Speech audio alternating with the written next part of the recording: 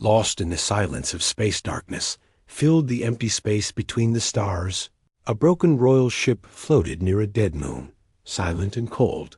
Inside the wreck, two young alien sisters sat alone in the control room, their faces pale and their eyes full of fear. They were twin princesses, Lyra and Nira, the last hope of a fallen alien empire. No one came to save them. The ship had been attacked 3 days ago. Their royal guards were killed, their parents gone, their people vanished into silence. The communication panel blinked weakly, sending out a distress signal again and again.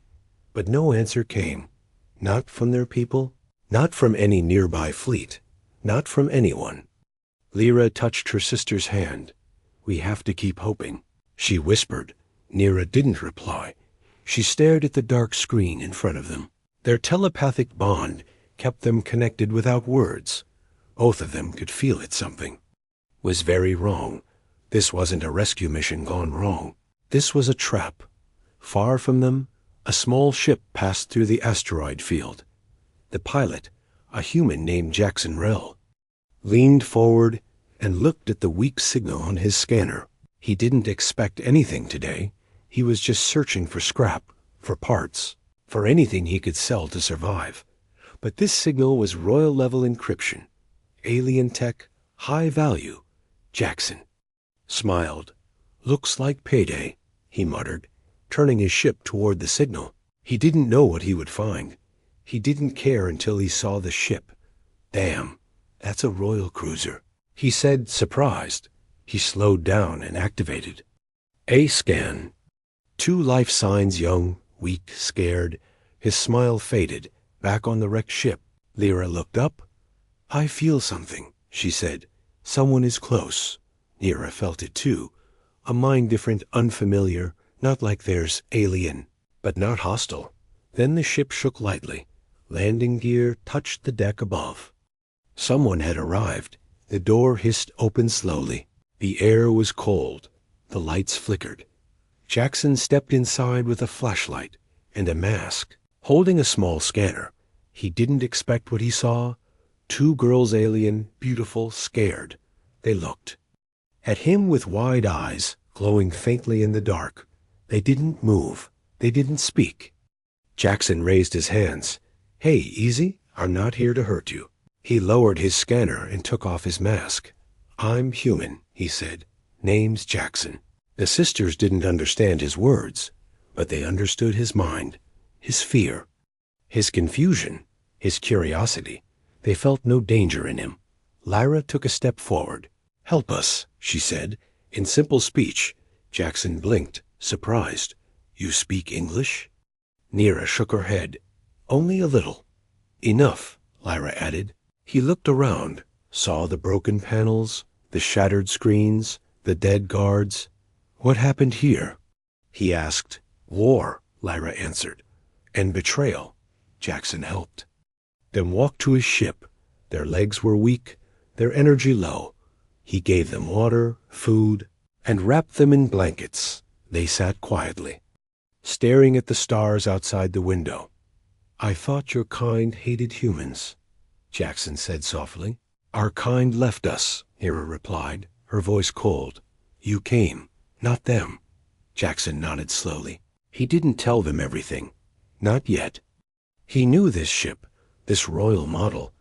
He had seen its blueprints years ago when he worked for the Galactic Syndicate. He knew about the bounty on the royal family. But these girls didn't know that. Not yet. He looked at them again. Twins, strange. Powers, royal blood, a fortune in the wrong hands. But also, maybe something more, something worth protecting suddenly. His ship's computer beeped. A new signal had entered the system. Not a friendly one. "Someone else found you," Jackson said, standing up. "They're not here to help." The twins looked at each other, fear rising again. "Then we run," Nira said. Jackson nodded, and started the engines. Stars shifted outside the window as the ship turned. Engines roared to life. In the silence of space, 3 souls flew into the unknown. 1 human with secrets, 2 alien princesses with power, and behind them darkness and danger followed. No one came to save them, so now they had to save each. Other, asterisk, the man from nowhere. The stars outside were calm, but inside Jackson's ship the air was heavy. The twin alien princesses sat in silence, still shaken, still unsure. They didn't know who Jackson truly was, and Jackson didn't know what he had just stepped into. The ship moved through a silent part of space, a hidden path known only to smugglers and thieves. Jackson kept glancing at the control panel, pretending everything was normal, but deep inside, alarms were ringing. The bounty for these girls was real. Their faces were marked with red alerts across black markets and deep web signals. But no one had found them until now. He had a choice: turn them in for credits, or protect them and become a target himself. He hadn't decided yet, not really.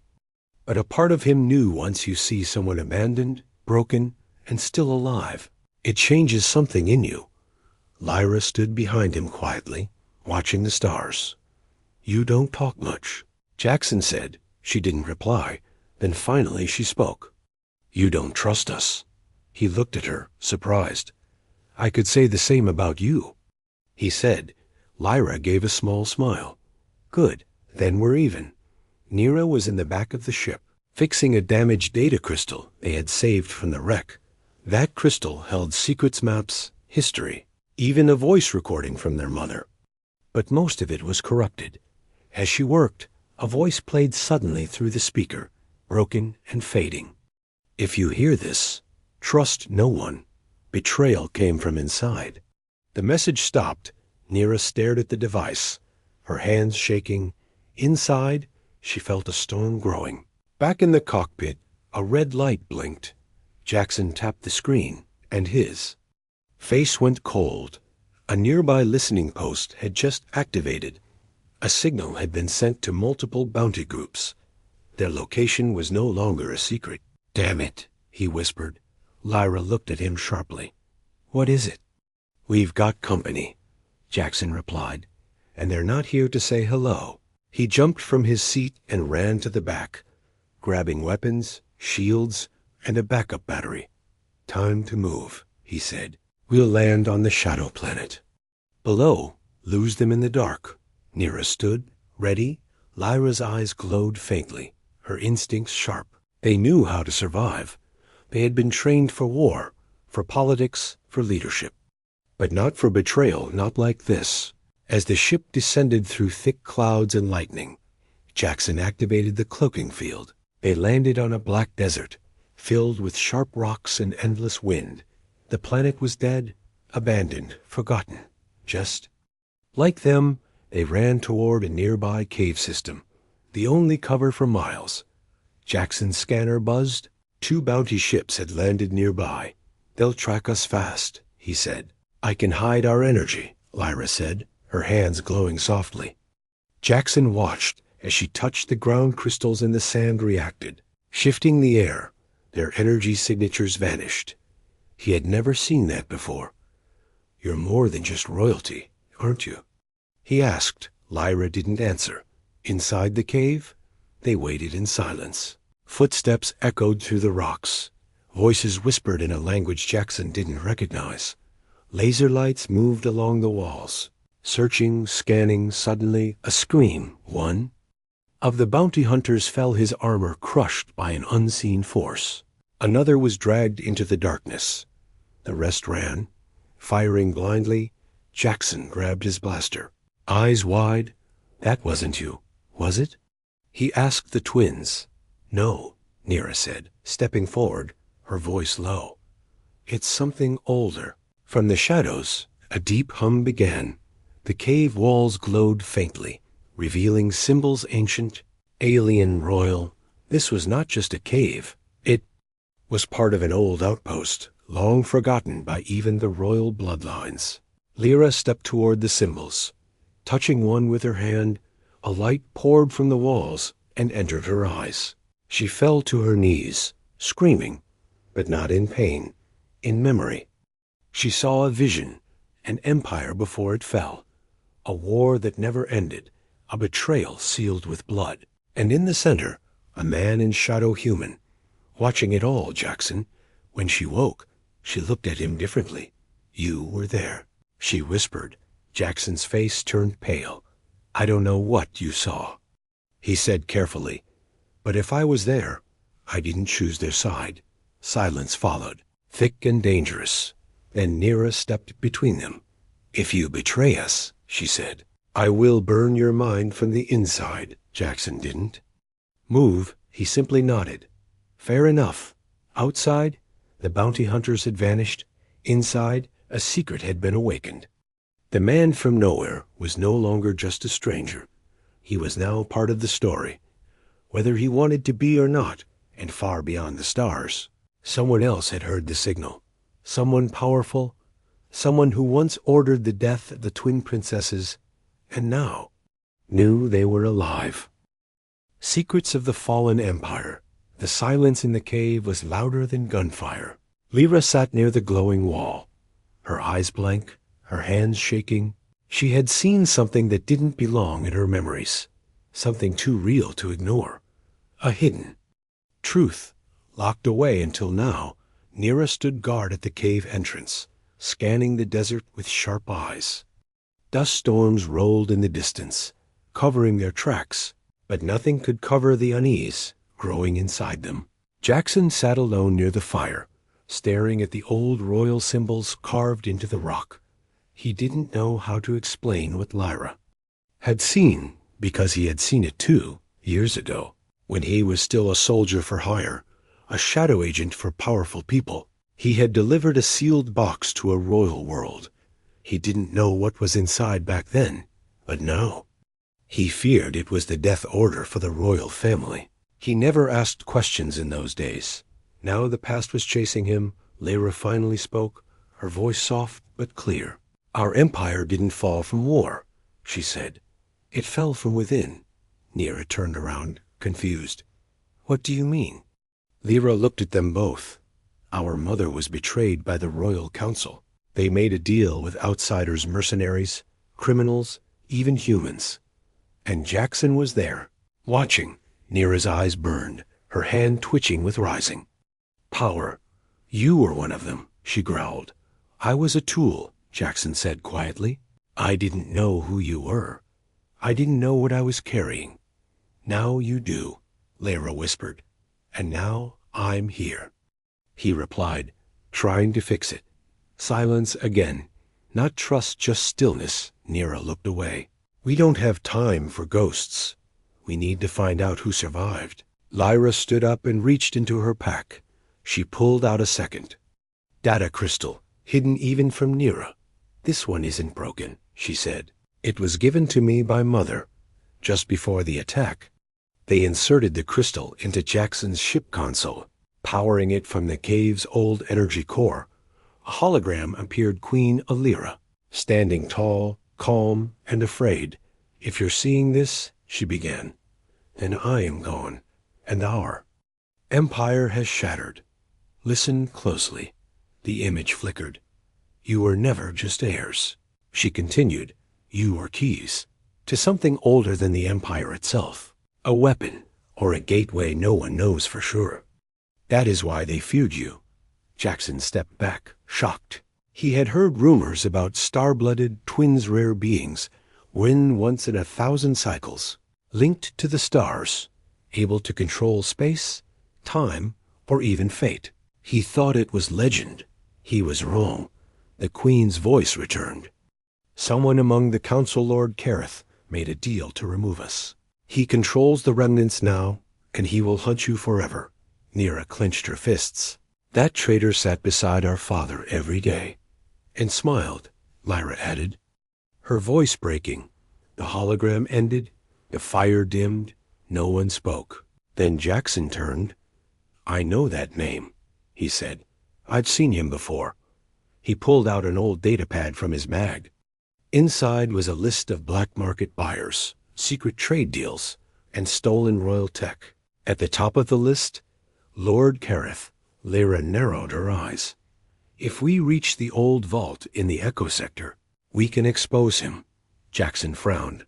That place is a death trap guarded, cursed and crawling with drones. But the vault holds truth, Lyra said.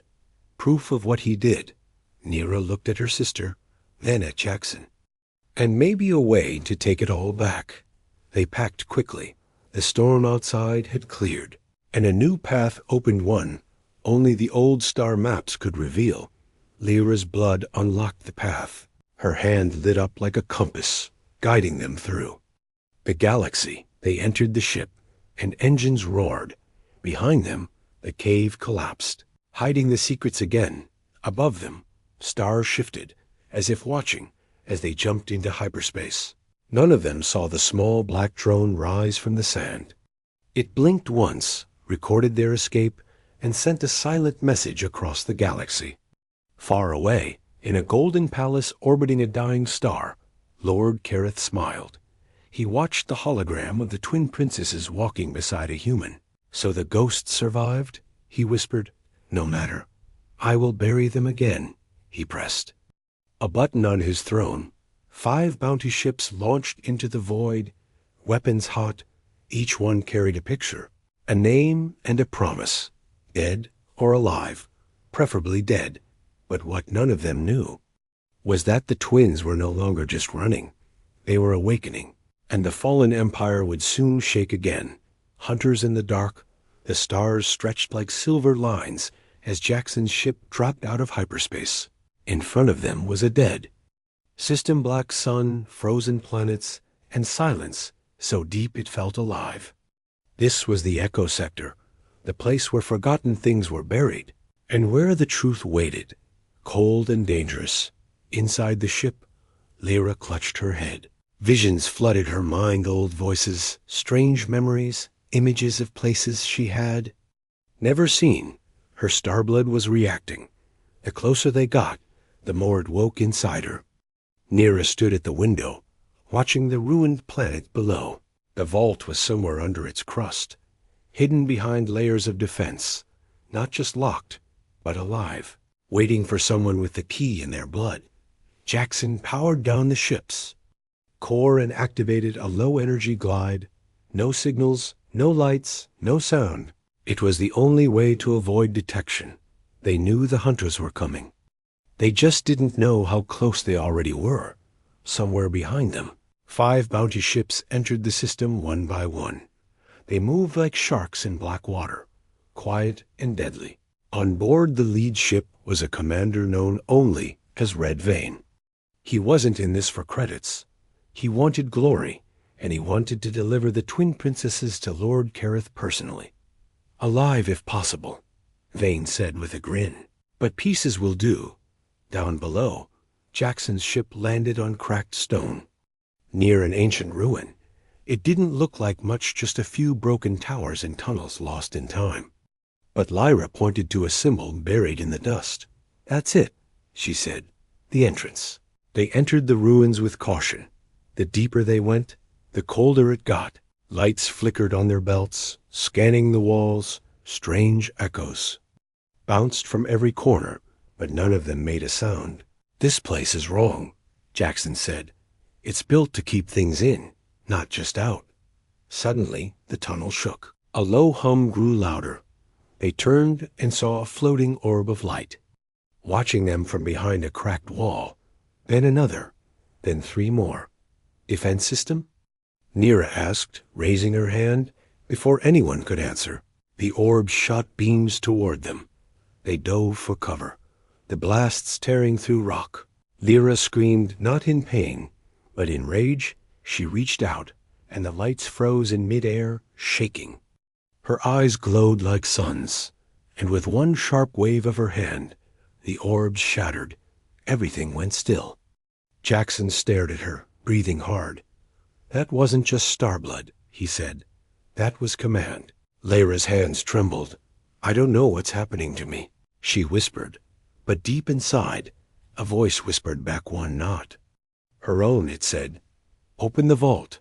They moved forward, reaching a large chamber with a black door taller than any of them. Symbols covered its surface, glowing faintly. 2 handprints identical marked the center. Lyra and Neera stepped forward and pressed their palms against the stone. Light exploded across the room. The door cracked open with a long, deep sound, like the cry of a giant beast waking from sleep. Behind the door was a golden chamber, floating crystal data cores spinning in the air, holograms of the royal family, old battle maps, secret archives, and in the center, a pulsing orb, pure energy wrapped in chains of light.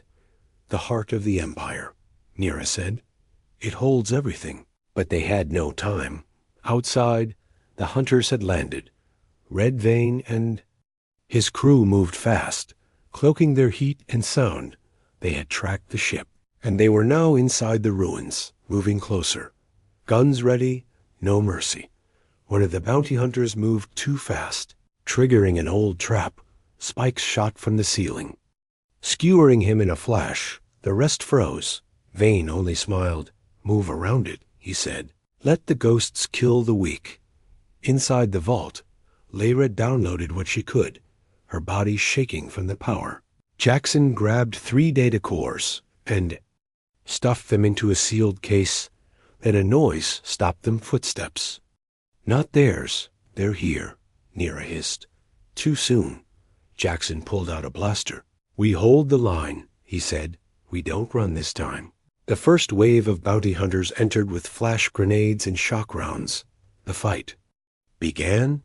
Light and fire filled the vault.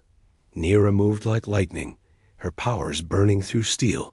Jackson fought with skill and rage, defending the twins like a soldier reborn.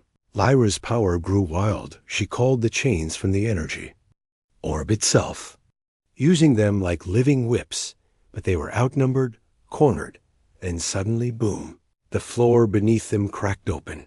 The vault rejected the violence, collapsing the chamber. They fell, sliding into darkness, carried by broken stone and energy sparks.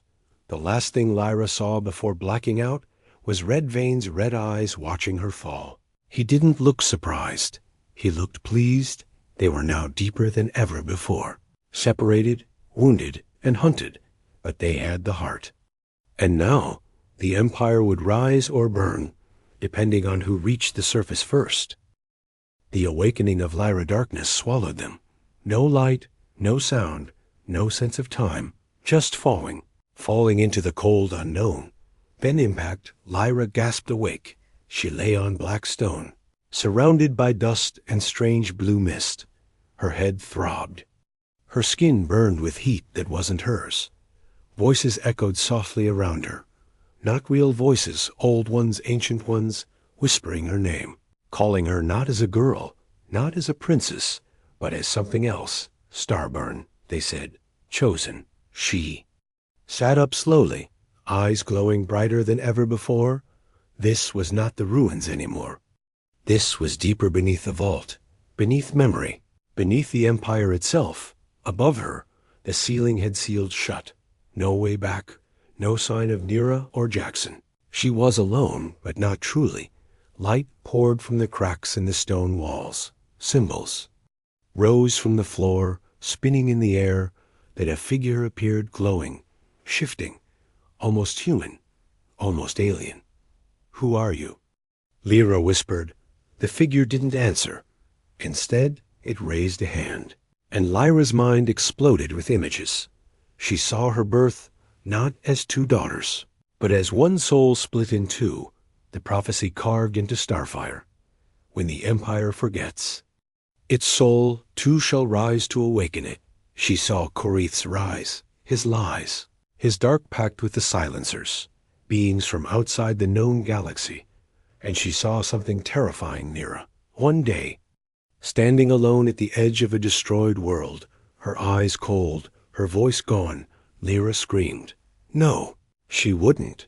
She wouldn't turn. The figure looked at her again, this time with sadness.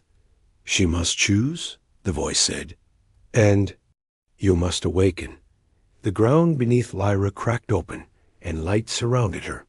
Energy surged through her veins, warm, burning, alive, her skin lit with royal sigils. Her hair floated as if underwater. Her star blood responded to something hidden in this place. The core. She was no longer just a princess. She was a weapon built from ancient light, and her heart was no longer hers alone. Meanwhile above, Jackson groaned and pushed rubble off his body. He was bleeding, his arm broken, but alive. Nira stood nearby, limping, her clothes torn, but her eyes sharp.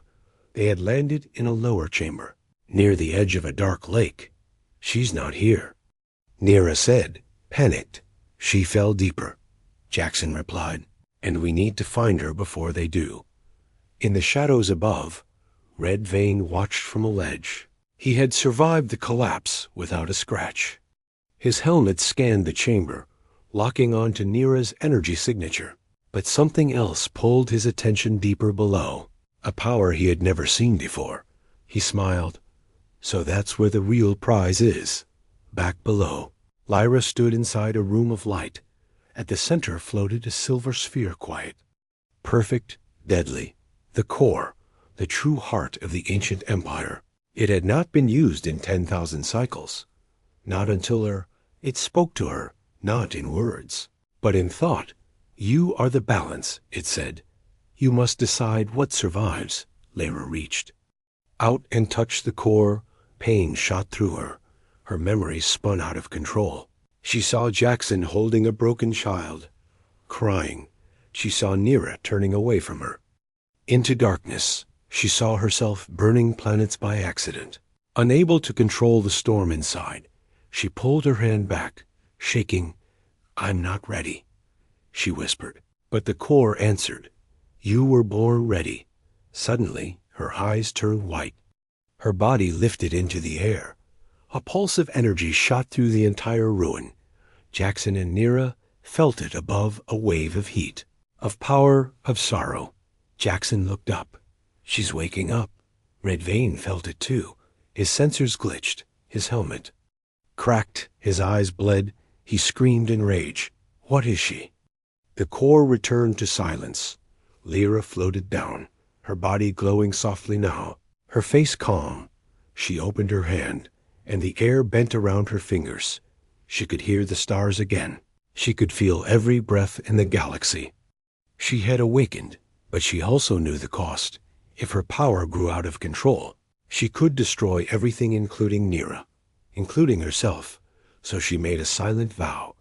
She would use this power, but never for revenge, only for justice, only for balance. Above, Nira placed her hand on a glowing wall. A path opened, stairs of light spiraling down. "I found her," she said, and Jackson followed without a word. They were no longer running.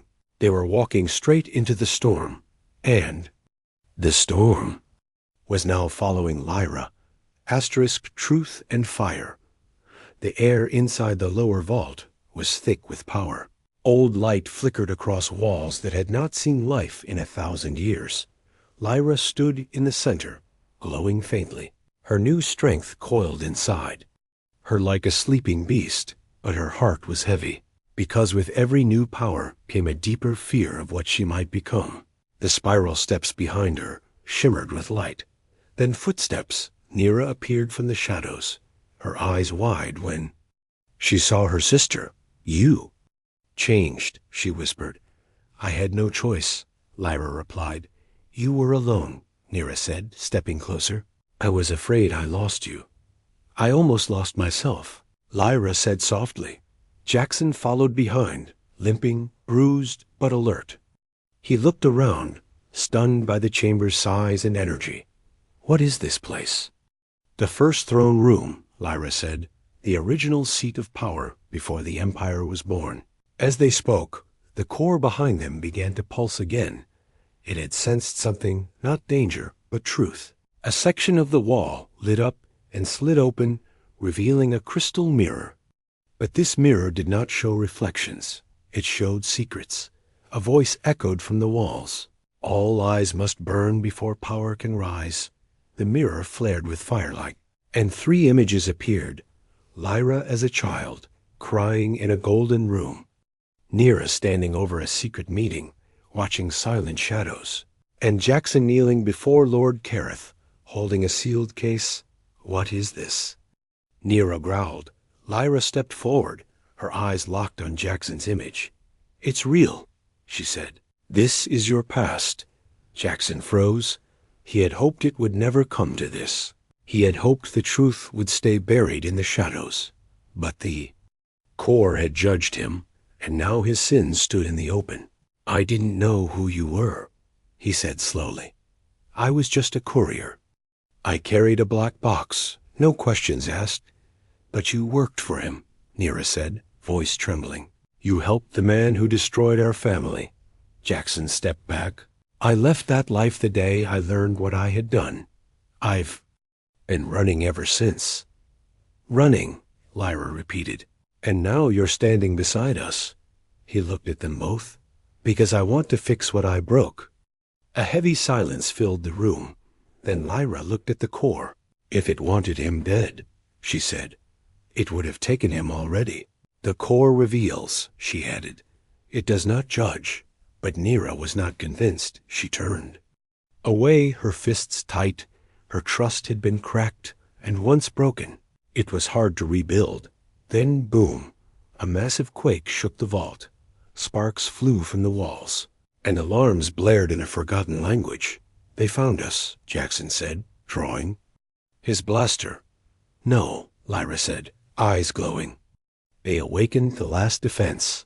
The floor split open, and from the depths rose a machine forged in fire and memory, a guardian 12 feet tall, with a face made of blades and light, the final protector of the Empire's truth. It scanned the room, eyes locking onto the twins. "Two souls, one throne," it said. "Only one may carry the flame." Lyra and Nira stepped back, confused. "We were born together," Lyra said. "We lead together." Nira added. "That time is over," the Guardian replied. "Choose or be destroyed." A heavy silence followed. Then Nira turned to Lyra. "I'll fight it," she said. "You stay back." "No," Lyra said. "We face it together." They raised their hands at the same time. Energy building in two colors, blue from Lyra, red from Nira. The Guardian charged forward, blades spinning, light burning. Jackson ran to the side, searching for weak points. The twins unleashed their power, twin storms of light and fire. They fought not as two, but as one, sisters bound by blood, betrayal, and hope. The Guardian matched every strike, learning, adapting. Its voice echoed again. One heart must fall for the flame to rise. Then it turned sharply and struck, aimed not at the twins, but at Jackson. He flew across the room, crashing into the wall. Bleeding, unconscious, Lyra screamed. Something inside her snapped. She rose into the air, her body surrounded by a sphere of golden fire. Her voice shattered glass. "You do not choose for you, see?" The Guardian paused, hesitated, then shattered. Into burning dust, silence fell again. Only the hum of the core remained. Lyra landed, shaking, her breath heavy. Nira rushed to Jackson, placing her hand on his chest. "He's alive," she said, barely. The core spoke again, this time softer. "The choice was never yours. But now the gate is open." Behind them, a star-shaped doorway appeared, floating above the ground. Humming with light and danger, it led to the final truth, to the place where Lord Kareth's soul had once made a deal with darkness. The sisters looked at each other. No more secrets, no more lies, only fire and the end. Rise of the last flame. The star-shaped doorway pulsed with light. It hovered above the broken floor of the vault, humming like a living heart. Beyond it was the sanctum of the first flame, a place forbidden even to royals, a place where fate was forged and empires were erased. Lyra, Nira, and Jackson stood before it, each carrying scars, secrets, and something more. Purpose. Lyra stepped forward, her hand stretched toward the gate. The energy responded, swirling like fire, wrapped in song. "I can feel it," she whispered. "It knows who we are." But before she could cross, the gate flashed red. A voice thundered from above, deep and ancient. "One may pass," it said. Only one may carry the flame. The sisters looked at each other, their bond cracking under the weight of destiny. Neera turned to Lyra. You should go. No. Lyra said, We started this together. Exactly, Neera replied. And it has to end with a choice. Jackson stepped forward. Bruised and weak but steady. Let me go, he said. If one must burn, let it be me. Lyra shook her head. This isn't about death, she said. It's about balance. Two cannot carry one soul, the voice repeated. One must become the flame, and the other must become the shadow. Neera's eyes filled with light. I understand now, she whispered. We were never meant to rule together. Lyra grabbed her sister's hand. No, she said. Please. Neera smiled gently. Only one of us has always believed in mercy. Before Lyra could stop her, Neera turned and walked into the gate. The fire flared. The air trembled. The light exploded outward like a supernova. And then silence. When Lyra opened her eyes, she stood alone in the throne of stars. The core. Above her, the galaxy beneath her feet, Neera was gone. But she was not dead. She had become something else. The shadow of flame. The eternal guardian of the balance. She had given up her body so Lyra could take the throne. Lyra wept. But there was no time. The stars flickered. The core glowed red. A dark presence moved in from the edge of the galaxy. Lord Kareth had arrived. A ship like a black cathedral descended toward the vault. Kareth stood tall on the command deck, surrounded by silencers, beings of pure void. He watched the energy. Around the ruins twist in fear. She lit the flame, he said, then let her burn. Inside the throne chamber, Lyra placed her hand on the core. It responded to her now fully. She saw through time, saw every lie Kareth ever told, every life he crushed, every deal he made with the dark. She saw him. As a scared boy, once noble, once kind, before he gave his soul away, she stood, her hair glowing like white fire, her voice steady. No more thrones built on blood, she said. No more rulers chosen by fear. Jackson stood at the edge of the chamber, barely holding himself up. What are you going to do? He asked. I'm not going to destroy him, Lyra said. I'm going to show him what he's afraid of. Outside, Kareth's ship fired a beam of destruction toward the vault, but it never landed. The flame rose around Lyra like a shield. A sun, a storm. She walked into the sky, floating above the ruins. Eyes like galaxies, voice like thunder. Kareth looked up and saw her, for the first time in his life. He felt small. The silencers hissed and pulled away from him. They couldn't touch her. She was too bright, too human, too divine. She raised one hand, and the black ship crumbled like paper. Not in anger, in mercy.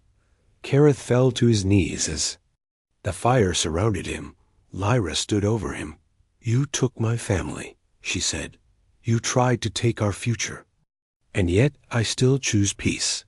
He wept not from pain, but from the shame of what he had become. The galaxy shifted. The silencers vanished. The sky cleared. The old empire died. And something new was born. Lyra returned to the ruins. To Jackson, he looked up at her, tears in his eyes. She's really gone? No, Lyra said. She's everywhere now, in the final room of the vault. A single flame floated in the air. It pulsed softly, peacefully, the last piece of Neera, still watching, still guarding. The stars above blinked slowly and across. 1,000 worlds.